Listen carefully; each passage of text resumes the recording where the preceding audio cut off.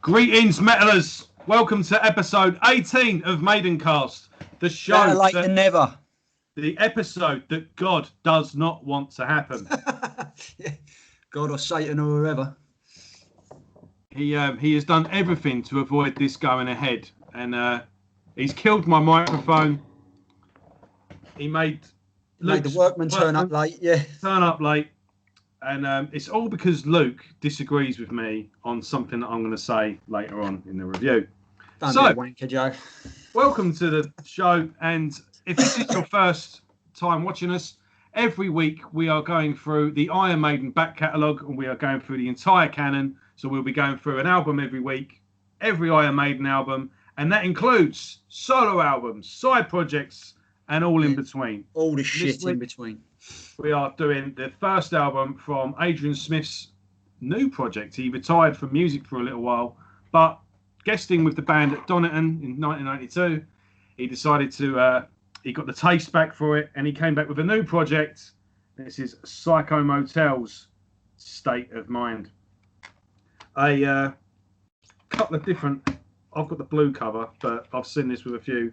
Yeah, the Japanese one, that's a negative of the Japanese cover. And look at that, I've got a poster. Yeah. And one of them's got a pink shirt. That's proper Stone Temple Pilots, isn't it? Is that pink? Does that look pink to you? Or is it like, it looks like a really light brown. I don't know, it's really shit. I mean, it's proper Stone Temple Pilots, though, isn't it, that picture? Yeah, Stone Temple Pilots. So it was a band, actually, moving on to the review. There's a band in fact, I even went out while I was playing this, came in and forgot that this was playing. I thought Stone Temple Pilots was playing. And I remember thinking, I don't have any Stone Temple Pilots albums. And who was Stone Temple Pilots influenced by, Luke? I don't know, probably like fucking many bands. It's not the shit you're going to talk about. Yeah, okay. What overrated band were they influenced by, Joe? I'm not a big fan of the band that I'm talking about. I just hear vibes of them when But for the audience's benefit, I've lost my words there. I think this is quite Zeppelin-y, and Luke is just having none of it. Not at all. There's a couple of Zeppelin bits in it which happen to be the worst bits on the album. So there is a couple of Zeppelin bits on it. Yeah, because that's all I wanted to say. Yeah, you mentioned it, and it stuck like an earworm, like one of the things in Star Trek 2, the Wrath of Khan, burrowing its way into my fucking brain. I couldn't not hear it, but it's not as prominent as I originally said, actually. But there is a few bits. I won't be able to listen to it. So I don't like Zeppelin, people. So you are the only person on earth actually that doesn't like Zeppelin. I mean, I'm not a massive Zeppelin fan, but I also die on the hill that John Bonham was the most overrated drummer to ever pick up sticks. Controversy, ladies and gentlemen, controversial. I will say though, you could like shit songs by Led Zeppelin. You could fill up a disc with that. You could fill up a compilation. They did do some crap. But when they were good, they were really good. I think we'll leave it at that. But overshadowed Deep Purple for me. And, Purple never got the respect they deserved. And the musicians in Purple never got the respect they deserved because of the Zeppelin shadow. I do need to get deeper into Deep Purple. I need to get into deeper Purple. I've not really... if they did a standard great... We've got tickets to see them. Yeah, if that ever happens. We've got tickets to see Ozzy Osbourne as well. Don't fucking hell. Yeah, if they did a standard greatest hits set, I think I'd be all right. I'd be all right. I know the basic stuff, but I need to get into the albums. But when you've been going 60 fucking years, almost. That's the thing as well. I'm sort of like, but what if I like them? Like, I mean, really like them to the point where I'm going to start buying their albums, and then my OCD kicks in, and then what are we? 25 albums they've done, right? Yeah, that remortgaging your house to pay for all shit. what's going to get rid of in order to. And I just think, no, I can't do it. So. Anyway, first world problems, that is, mate. First world problems. I just don't know how I cope sometimes, Luke. You know? But yeah, so we'll crack on into it. So what started out as another band actually called the Untouchables. Untouchables, yeah. That he apparently formed after hearing King's X for the first time, and said, "I really want to be in a band like that." That's another band weird, I've not heard, or I really need to get into. Now, people that are into that band love them. They've been going forever, and I think they've been going as long as I've been alive. I think they started in the 90s, I believe, but I don't know, but I think they might have. No, I think they started in '79. Did they come out of the whole funk thing, or was it with there was some things like Living Colour and loads of shit in there, mate. There's so many different influences. That's proper melting pot. Yeah, but I remember someone shared a King's X. I went, look, I'm not into King's X. Where do I start? And they all went, start with the first album, work your way and go from there. Can't go wrong. But King's X I need to listen to. And if they're good enough for Adrian, they're good enough for me. So what started out as the Untouchables basically evolved into Psycho Motel. There's Untouchables songs that are on this album.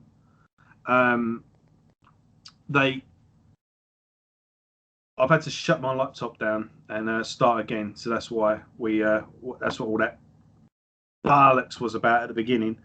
The lineup, you might need to help me out here, Luke, because I'm falling behind. But I know the singer was in a band called 21 Guns. Yeah, with Scott Gorham, Thin Lizzy, and Hans Olav Solly. And which I'm sure I've botched we've butchered. And we've got Gary Liederman on bass guitar, which we probably butchered as well, and Mike Sturgis on drums.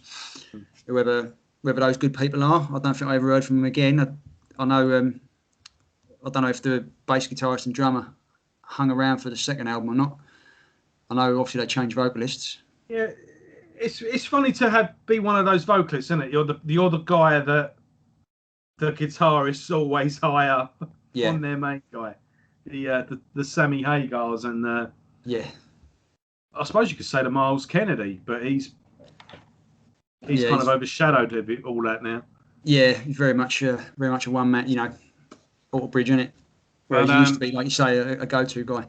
Yeah, but the Zeppelin thing along. Not only did I hear a bit of Zeppelin, I also heard traces of Hendrix. Oh, there's a lot of stuff in there. And I heard, it is very grungy. It is very 90s, isn't it? I fear. Yeah, it is. Stone Temple Pilots and the first Alice in Chains album. It's the heaviest thing he's ever done. Yeah, it's not like I don't know about that. Oh yeah, it's like just for like guitar tone and riffs and stuff. It's a riff orientated album. He's not a riff geezer, is he? Well, you don't associate him with being a riff. Not really, geezer. No. Not especially. There's a lot of groove on this album, but it is it's of its time, isn't it? I don't think he was jumping on the grunge train as such. Oh no, he's never been like that, has he? He's just influenced by a lot of shit, and he writes what. I just think it was good timing. I just think it fitted in nicely with what was going on. I mean, he's very eclectic. I mean, the stuff he done with Mikey from Sixth. I mean, you couldn't imagine people too further apart, could you? If you on paper, than Adrian Smith and Mikey from Sixth, but they work together. So Adrian's into a lot of shit, and he likes to get it out on disc. I'm looking forward to reviewing that album actually, because I've never heard that album all the way through. No, I don't think I ever went near it, to be fair, because I wasn't a major Sixth fan. I was more like them because I knew them, but they were a bit. They were an over-egged pudding at times. Yeah. I liked the. They were one of those bands that put on a really good live show. Oh, they were maniacs, mate. And they put out a couple of good singles. And it was like, this is going to be. And then when the album came out, it was a bit like. Something just didn't translate. It was something. Yeah. It was a weird one. Can't put your finger on it. But no, they were an awesome live band. But so carrying on. So yeah, he puts this album out. He opens for Maiden on the X Factor tour. Not a full tour though, by the sounds of it. Looks like, No, sounds like a couple of days. Because on Wikipedia it says he opened for him on a British tour. It's like fucking never, because I was at that. I saw that tour, and it was My Dying Bride opened for him. I wonder what happened then, because it's a weird one. Yeah, it definitely wasn't UK. It must have been Europe or whatever. And it must have only been a few dates at that, if at all. But yeah, definitely a sort of heavy blues 70s. It's got that 70s feel to it with a modern 90s crunch, I think is a good way of. But mind you, we've got another song that's quite folky and nice. There's a mixture of everything in there, Matt. I think it's just him, Adrian Smith, just being Adrian Smith. Yeah, I guess so. He's always done something a bit different and a bit melodic. He's always, he's never danced to someone else's tune, has he? He's always wanted to do his own thing.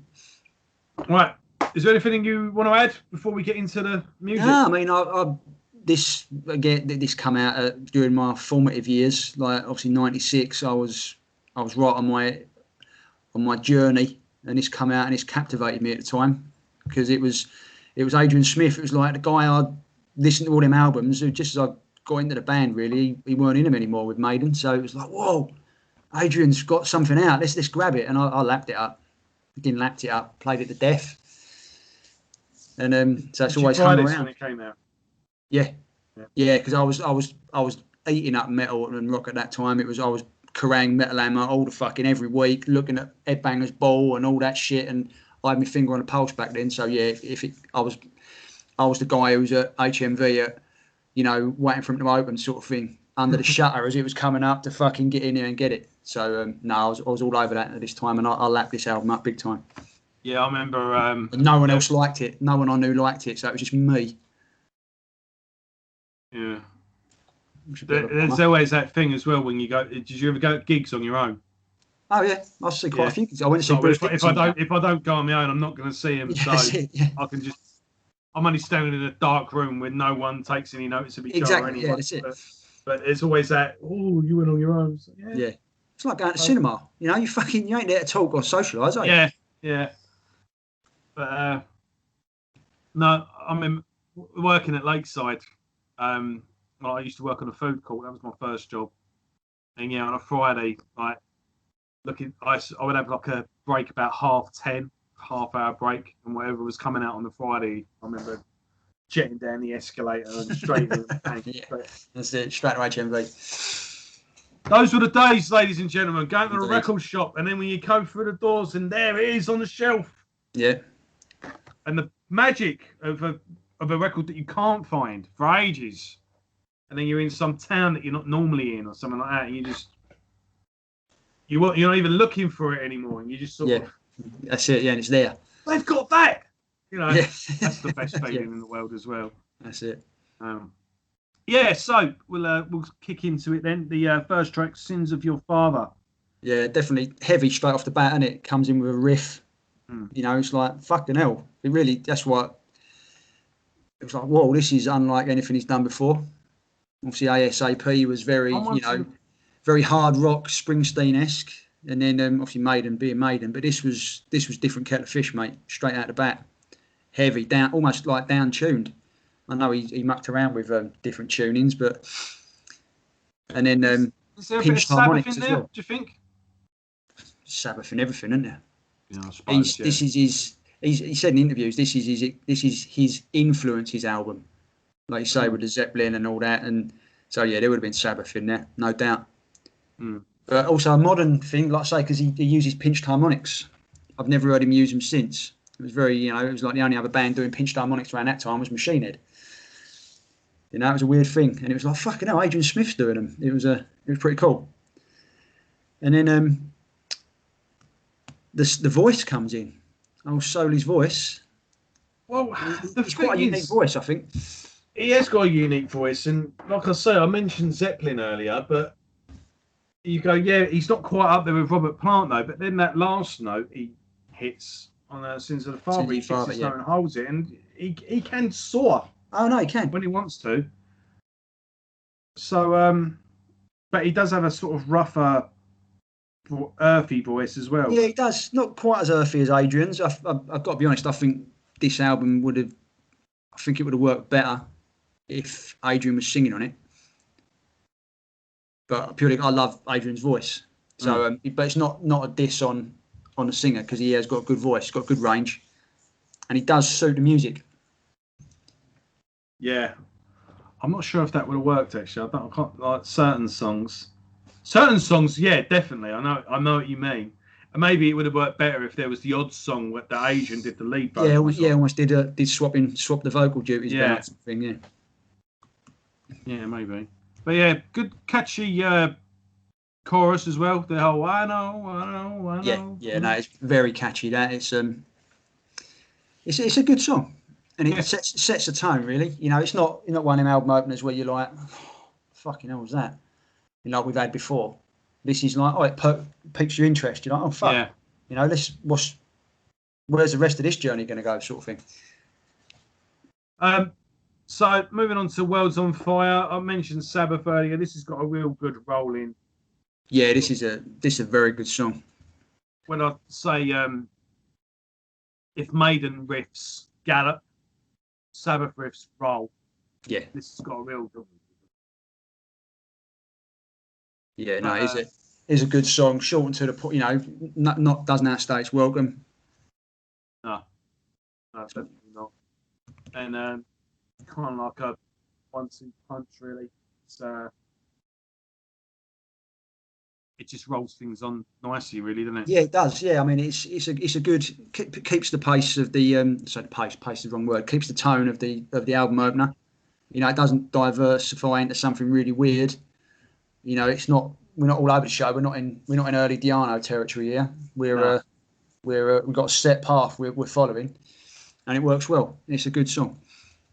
So then we move into the not the title track, but the band title track. Yeah. And, apparently, this was one of the songs that was originally with the Untouchables. This is a highlight. This is a fucking great song. Everything about it, the way it starts, it's got a great main riff. It's kind of like a psychedelic-y little thing. The way it kicks it as well. Yeah. Yeah, no, I love this song. It's it's got like a psychedelic feel at the beginning, but this is where the Zeppelin comes in, mate. It's when that bass comes in, and then the drums underneath it. They didn't invent dynamics, you know that, don't you? They didn't invent dynamics, you know that, don't you? Zeppelin. You can get off their dicks now. I'm not even that big a Zeppelin fan. Fucking hell. But no, this is a fucking excellent song. I love Solly's voice in this. This really suits this track big time. When it switches during that chorus as well, he kind of soars over the top. Like a big main riff or something. They actually step back and go like a nice song. Oh, come forward to your mic, mate. We're losing you. Sorry, well, there is no mic. No, but you forgot that's it. Extreme close-up time. All right. Yeah. I'll leave you like that. We're losing half your face now. I do feel naked. That mic. But I don't do my videos. We're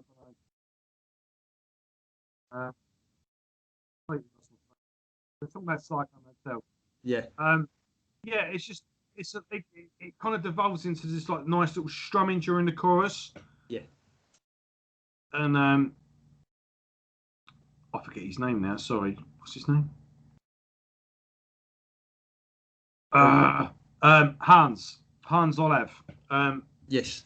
His main melody sort of carries the chorus, but which is a good thing for him, and a blistering solo. Oh, it's a fret shredder, isn't it? Yeah.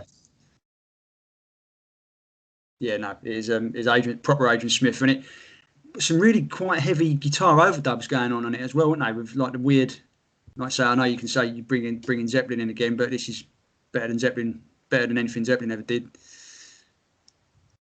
But he's fucking laugh. You've lit a fire on this one, son. You've unleashed the beast. I don't know if this one song was better than anything Zeppelin ever did. I think that's yes, it was. It was. Simple as that. Right, so moving on to I think we're both going to agree is a highlight in the album, Western Shore. You see, no, not for me. I actually forgot this was on the album. I thought this was a bonus. Yeah, I listened to this album to death. And when I sort of revisited it, because I haven't listened to it for a couple of years, when I revisited for this, I always thought, for some reason, Psycho Motel, the track, was track 4. And I'm like, Psycho Motel was your favourite. Yeah. That's the one you go back to. Yeah, and I always thought it was track 4 for some reason. And when this came on, I was like, because I managed to get hold of the Japanese version, it's got the extra tracks. And that cost you a pretty penny back in the day. Yeah, weren't so bad then because there were plenty of them about, weren't there? You know, it's not like now where they're few and far between. But when I was listening to it, I thought, fucking hell, they've mixed up the track order. I don't remember this song, and I actually couldn't remember it at all. And yeah, it's weird, and it doesn't really do much for me as it goes. No, I can see why you think it would. But it just falls short. There's a couple of really good bits in it, but I think it just meanders along and don't really do anything. And it's a proper momentum killer for me. If you want to end an album on something like this, just to really bring the tone down. But for me, it doesn't work where it is. Do you know what this song actually reminds me of? Do you remember a band called Verity's Chair? Yeah. Yes. This song would easier fit into their set, wouldn't it? A local band to us for the audience's benefit. Where blast in the past, that is. Band was full of metalers, but they went on to do mellow stuff. Yeah. Mellow strumming guitar stuff. And it was quite good, actually. I thought it was. But yeah, no, I quite like this one. Nice little strummy acoustic song. Kicks in at the end. It's nice. It's sounds very English as well, which I like. It's got a very British feel to it, isn't it? I say, yeah, it has, yeah. It's, for me, it just outstays its welcome. It just doesn't really do enough. And yeah, like I say, I can see why you think I'd be all over it. But it's just a strange one for me. Okay. Yeah, that's fun, yeah. All right, moving on. Not feeling it. All right, next track, Rage. What do we think? Yeah, it's all right. Again, there's some really good bits in it. I don't like the timing of it. It's got a weird timing that I can't quite acclimatise with it. Every time I think I've got it nailed, it comes in half a beat too early or whatever, and it's a weird one. I'm very much a 4/4 guy, and anything that's off time really fucking ripples my pond. I get the idea that this song would have been better live. I think this would have been a deal breaker, but a sealed a deal. You know, if they pulled this song off live, it'd be like, right, I'm watching a good band here. Because when it goes in like bam bam bam bam bam. You know what? I'm getting this confused with fucking the next track. Oh, sorry. No, that's what I mean. I've fucking throw me. No, Rage. Yes, fucking hell. That's embarrassing. No, yes, I like this one. Yeah, the drummer kind of really opens up it, but I kind of get the idea that there was a real sort of heavy section here that I think the producer could have caught a bit better and kind of opened things up a little bit. Well, he's guitarist, not a producer. Yeah. He didn't produce anything else afterwards, did he? That's it, yeah, there's a reason why. There lies a lesson, folks. We spoke about this a few episodes ago. Go back. Yeah. What was that on? Was that No Prayer for the Dying? Yeah, Steve Harris, yeah. I thought it sounded really good. Yeah. But no, yeah, this song is, like I say, a more seasoned producer would have amplified this and that like I say, that riff, and it would have been a bit of a beast, to be fair. So moving on to Killing Time. Yeah, this is one that ripples my pond. That little damn at the beginning reminded me of Hendrix. Yes. It's only a little section. Yeah, but that's what it takes, isn't it? You know, it's just little things, isn't it? It was a little lick. I was like, oh, Hendrix, and then the song briskly moves on. But I did get a bit of it's just that guitar tone that he had, you know. Yeah. What do you think of Jimi Hendrix? Do you think he was shit as well? No. He was fucking overrated. No, fuck off. You know, I don't necessarily like all of his stuff, but no, you know, he's up there, isn't he? I only listened to Electric Ladyland for the first time like 2 years ago, and that is one varied album. Oh yeah, all sorts of there was loads of shit going on there. Soul music and everything, yeah. And he's ain't just Hendrix. His backing band were fucking savages. Mm. The drummer was crazy. I'm glad you said that actually, because I don't know if I've ever brought it up with you, but I think Mitch Mitchell was just as good a drummer as Jimmy was a guitarist. I think we talk about underrated drummers. Oh yeah, no, I've when I was doing the classic rock covers thing, and the guitarist always wanted to do Hendrix stuff because obviously as a guitarist would like to do. We did Foxy Lady and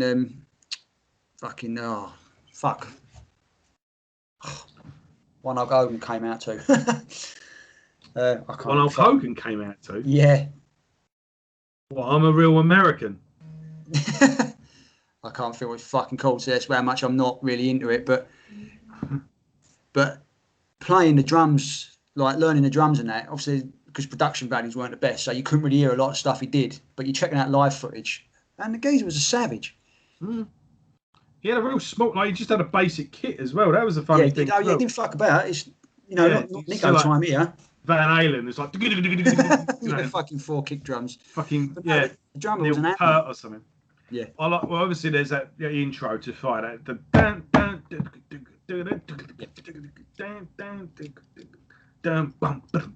you know, or Crosstown Traffic. That's got a really good drum when it kicks in to the verse. That's all it is. It's Jimmy just goes dun. Oh yeah, the drums carry it. You know, everyone thinks the drums are the lead in that song. Exactly, yeah. The little beat he does is fucking brilliant. And you see him on like Woodstock and that, he's like this little hippie dude with a Fu Manchu moustache and a bandana like that. That's it. It's completely unassuming, but no, he can play the shit out of that guitar, out of them drums. Yeah. So anyway, Killing Time. We're pretty much in the same territory really, and it's quite a bit of a slow groover. Is this one you thought we were talking about previously? Yeah. Yeah, done. You know, it's. I've just had a small heart attack, and I just thought, shit, we even recording? Yes, we're recording. It's one of them fucking things, isn't it? That would be the straw. That'd just be it, wouldn't it? It'd be like, what? Fuck this. Just scrap it. But no, it's filler on the album. You know, it's not offensive, but it just don't really. Yeah, it's another one though where the drummer kind of just he opens things up a little bit and kind of goes up like a little, and it's like again, it's just not captured. I feel sorry for the drummer on this album. It feels like he's trying to. Let's check. Mike Sturgis. He played in 21 Guns. Oh, he did as well, did he? Yeah, and he was also in Wishbone Ash as well.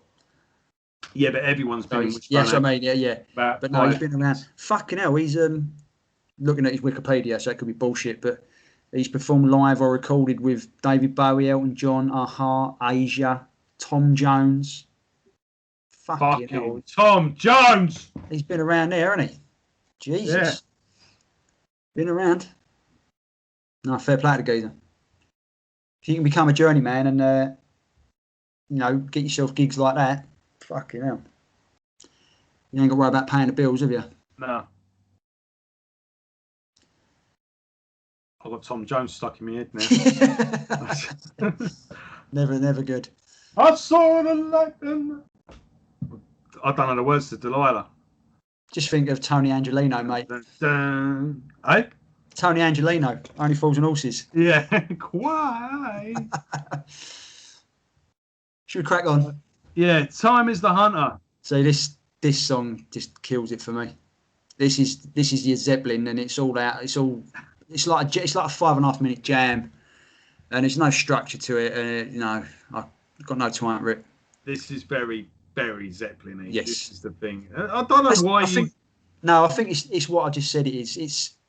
I'm not one of them drummers who can go out to the studio and just jam. Like someone says, "Oh, let's just jam. Let's just jam." I'm like, no, give me the riff, and I'll go and learn it. And Zeppelin were very free form, almost jazz-like sometimes.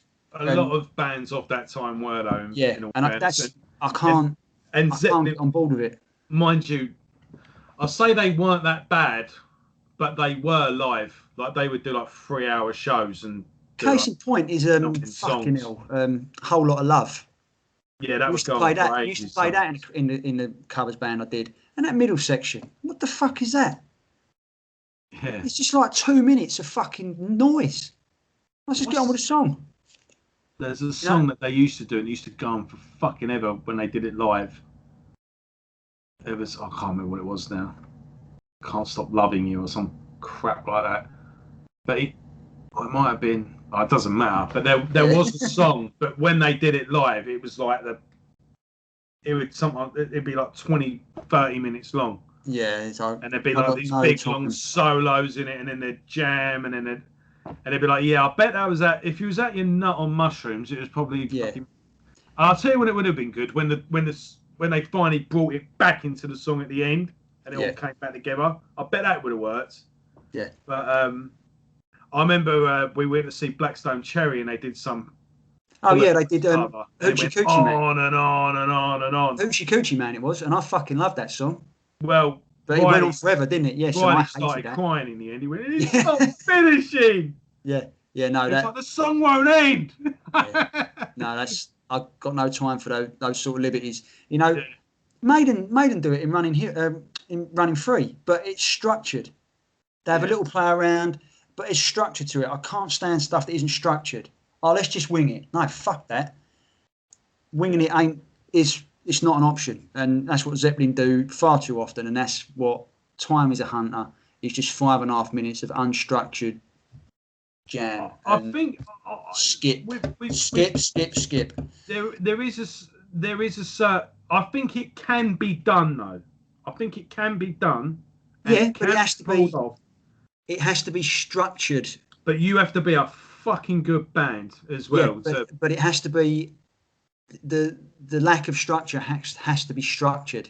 Yeah, there has to be a clear game plan, not just like, I'll just go off on this tangent. Oh no, we're over here. Fucking no, forget it. And also, and none of that. You don't always have to do it live either. Your audience don't need to see it, and it kind of goes to the other side of the coin with someone like your Yngwie Malmsteen, or whatever the fuck his name.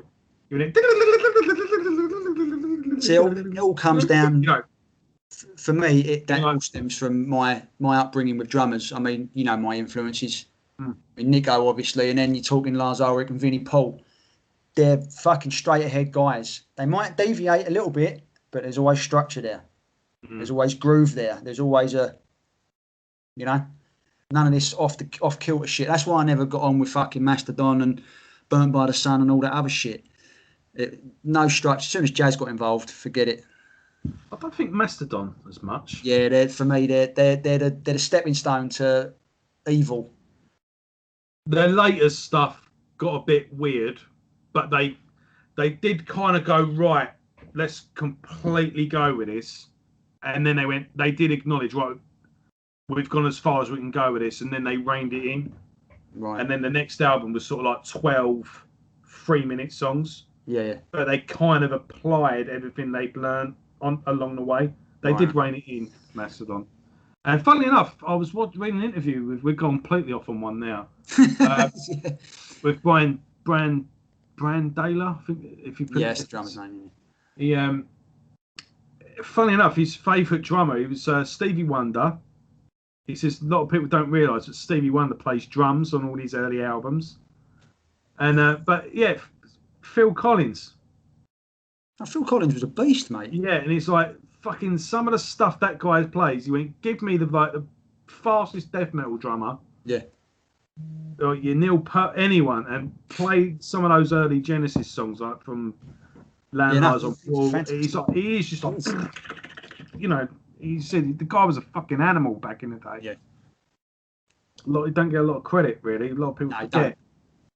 No, people think he was just a solo artist and that was it, sort of thing. But no, he was a killer. They all think, dun, dun, dun, yeah, that's it. Yeah, exactly. You know, but let's not fuck about. Everyone knows that drum pattern. Everyone knows. Yeah, it's like what's his name? AJ. I'll play you the fucking thing and you'll know the song straight. Go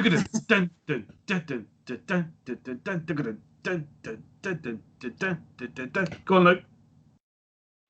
You better go. We're not going to take it. Ah, fucking hell, yeah. Yes. Yeah. Twisted Sister. The drum intro that everyone knows, except Luke. And anyway, moving on. That was tragic. Money to Burn. Yeah, so this is more like it. This is a proper sleazy song, proper sleazy riff, AC/DC-esque fucking groove in it, and just almost fucking hair metal riff going on. And this is more like it. Yes. I remember now. Really good chorus. Yes. It's just got like a real feel good. Yes, it is. After the 5.5 minutes we just had to sit through, this is where you want to be. Yeah. And I think this would have been a good single, actually. Yeah, it would have been. Especially when Adrian kicks in later on in the song doing the backing vocals underneath Solly's soaring vocals. It is a really, really good song, good catchy song. It's got that sort of LA cock rock thing to it. That's what I said. Like, you can imagine. Yeah. It is big time. It could have been written by any one of those bands. Yeah, Hanoi Rock, like even exactly. The LA Guns and all that. Poison, LA Guns, Rat, anyone. Yeah. And that's why I love it so much, because everyone knows that is one of my favourite genres. I hate grunge. I won't go into it because we've already gone on enough tangents as well. But let me just ask you a quick question. You can just go yes or no. How underrated are Rat? Oh, mate. They're fucking... like the first, 4 albums? They are fabulous. They are. And I think Rat have got that whole thing going on where there's like 2 of them. I think the guitarist has got one, the singer's got another, like that. They wrote one of my favourite ever songs on the Point Break soundtrack. Nobody Rides for Free. Body Talk on the Golden Child. Yeah. No, Nobody Rides for Free. Song that plays over the end credits of Point Break. Oh, I have to check it out, mate. It's fucking brilliant. And so my missus loves Motley Crue. Now, Rat pissed all over Motley Crue. And I keep saying to her, you've got to listen to Motley Crue. They were better than them. We've gone on it now, haven't we? It was a yes or no question, wasn't it? Yeah. But yeah, we'll have to. We'll discuss Rat. We'll have to do a cock rock special. Yeah. Is it Burn It Down? Lay It Down. Lay it down. Yes. No. No, that's a tune, mate. Fucking tune. Anyway, right. We've got 2 songs left. City of Light. Another really good song. Yeah. Catchy chorus. It's just, this is what, the album had a bit of a lull in the middle. It started off really strong. 3 tracks. That's a bit of a, it kind of goes into a bit of a trudge. And in the middle, it just sort of went down the pan a bit, but then it's coming back up 8, 9, and 10. It's a triple knockout punch, mate, for me. Yeah. Another good song, and it's a completely different vibe to how the album begins as well. It started off quite grungy, quite metally, quite Sign of the Times. Yeah, and then we go. It's divulged through a. Then we go into this sort of bluesy, slow thing, and then we come out as a cock rock band. Come out proper sleazy, yeah. And then we're going to take another tangent at the end. But no, City of Light is a good one. Really good song. Excuse Me feels quite grungy to me, actually. Yes. Especially with that chorus bass. aside. But the way that the way that dun, dun, dun, dun, dun, dun, dun, dun, you know, the way the bass kind of Yes. carries the song. So many bands of that time. The problem with grunge gets a lot of bad press nowadays, but the best grunge bands were the ones you didn't really hear of. If that makes sense. In that the way grunge really was, because it was don't kind get of me like started. low level. It was kind of like a punk. It wasn't punk, but it had that same sort of aesthetic as punk because it was quite basic. And I can't signal the virtues of grunge because it was utter poison. It was, well, yeah, Absolute it was poison. And the bands, funnily enough, I was having a discussion on one of the forums the other day. I think Metal Hammer posted up fucking about grunge, and I just said it was so poisonous. It was unreal, and it made it okay to laugh at people because of the way they dressed. You know, because cock rock took a pasting from grunge. Because all these fucking hipsters and scenesters were coming out saying, oh, look at them with their fucking big hair and their fucking leather and all that. And it fucking embarrassed them into fucking off. And that's disgraceful. And I'm not having it. Best thing I think I've mentioned this before, but it's the Alice Cooper story. You heard that? You must have said it. There's a grunge documentary and it cuts to Alice. The song Hey Stupid. Yeah. And it goes, around that time, I wanted to go down. You know, like he just builds it up and then like pops the balloon. During that time with grunge, I wanted to go down to Seattle and I went with a bus and I wanted to round up all those bands and get them on this bus. And you're thinking, fucking hell, right? And take them to Disneyland. Just cheer up, man. Yeah. You know, it was poison because it made it okay to laugh at people who can actually play their instruments and write songs. It was a weird one because you had kind of half the bands evolved from cock rock. So you had your Pearl Jams and your Alice in Chains. Yeah, which they were. You only had to look at Mother Love Bone. They were yeah, little. The first major one, the one that really sort of put like the glass is smashed and now we're in, was actually, in my opinion, I think was the first Soundgarden. Yeah. Which is very Soundgarden. The thing is, Soundgarden and Alice in Chains. I mean, they owe more to Black Sabbath than anyone else. And not only that, Chris Cornell had that Robert Plant saw. Like he could. Yes, he was a genuinely great vocalist. Yeah. Yeah, and but then you had on the other hand, like you sort of Mudhoney and terrible shit. And I ain't been funny. Most of Nirvana, they had a bit of a patch. For my ears, with Nevermind and a few songs off of In Utero, but the rest of it, that was substandard, mate. And it's that. I think a lot of them kind of went like because that's the grunge I hate. This thing, and it's like it was like a pile on, and they kind of run up on the shoulders, and the thing like just went and run up. You know, when they say there's like a pat, like there's a thing at the roof of a room that you've got to touch.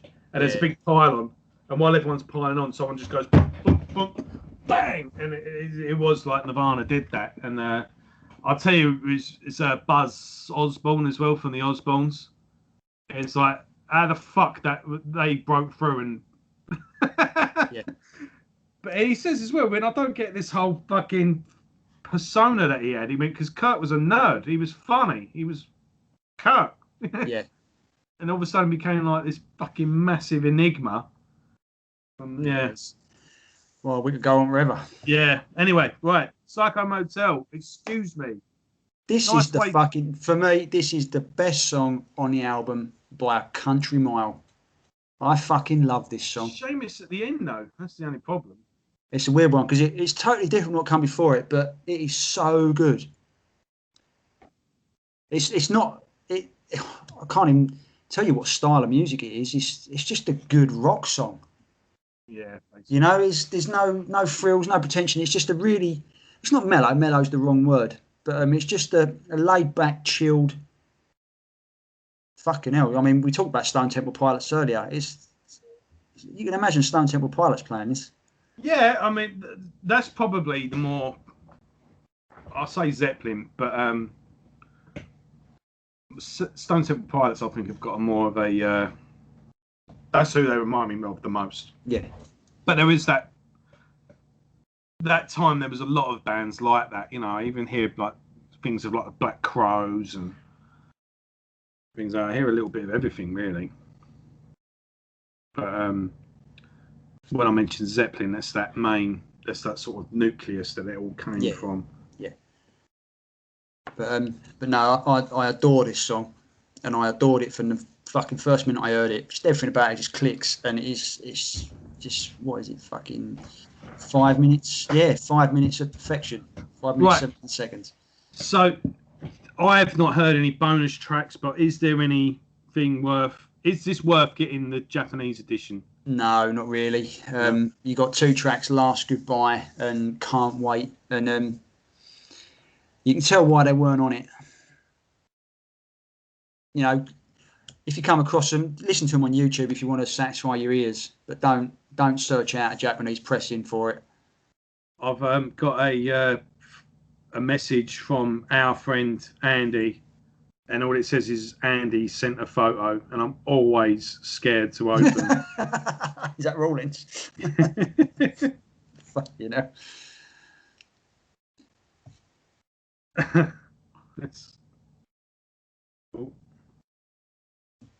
What the fuck is that? I can't. The words are not in focus. Right. Well, it's a load of sperm, and it says, "I wish I hope I become a doctor or an astronaut." As bro, we're in a dead body. This is part of a Cannibal Corpse album cover.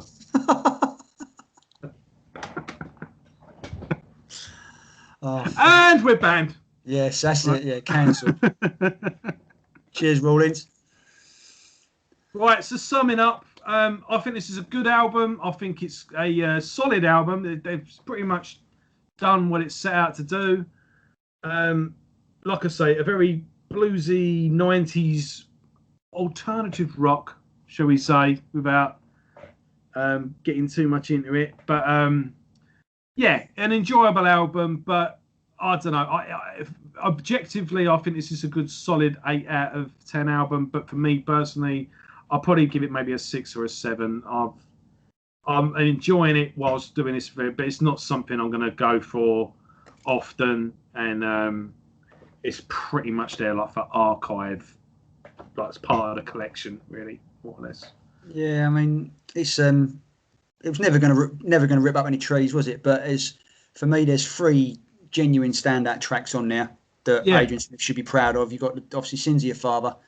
You got this title track, Psycho Motel, well, the title track, the band title track. Yeah. And then you've got Excuse Me, which is just the moment of genius for me.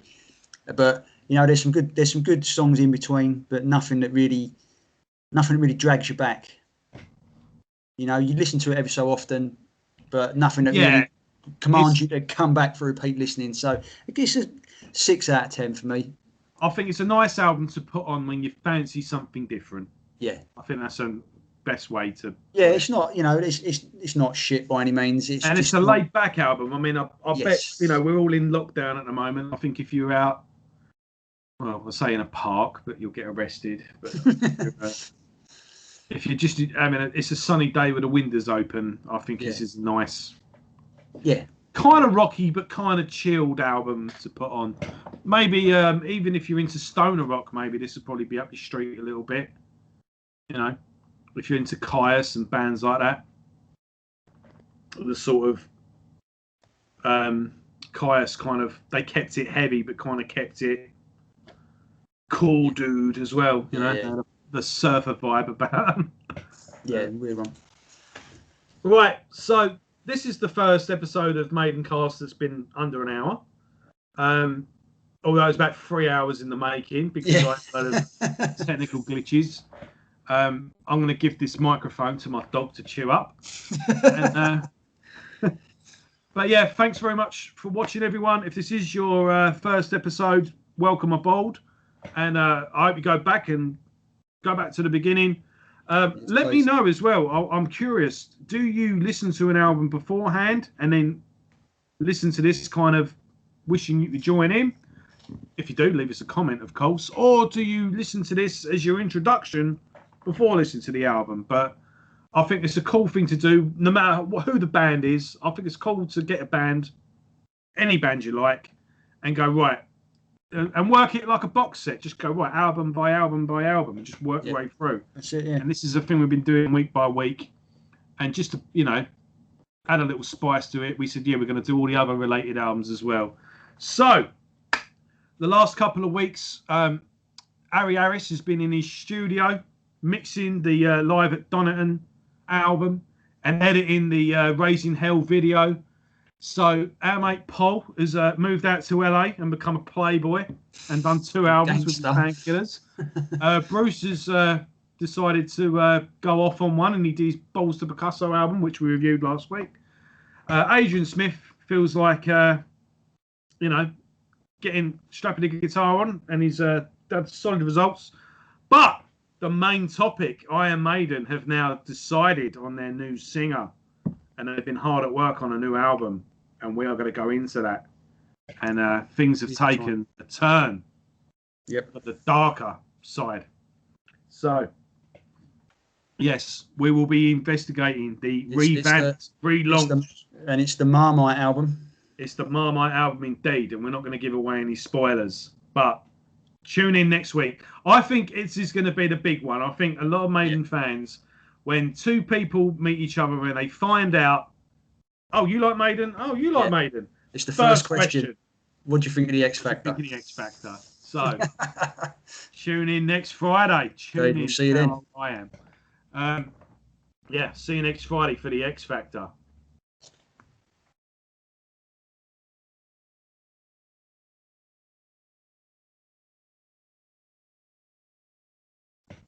I've never spent so long trying to find the mouse. See you later, folks. Take care. Stay safe.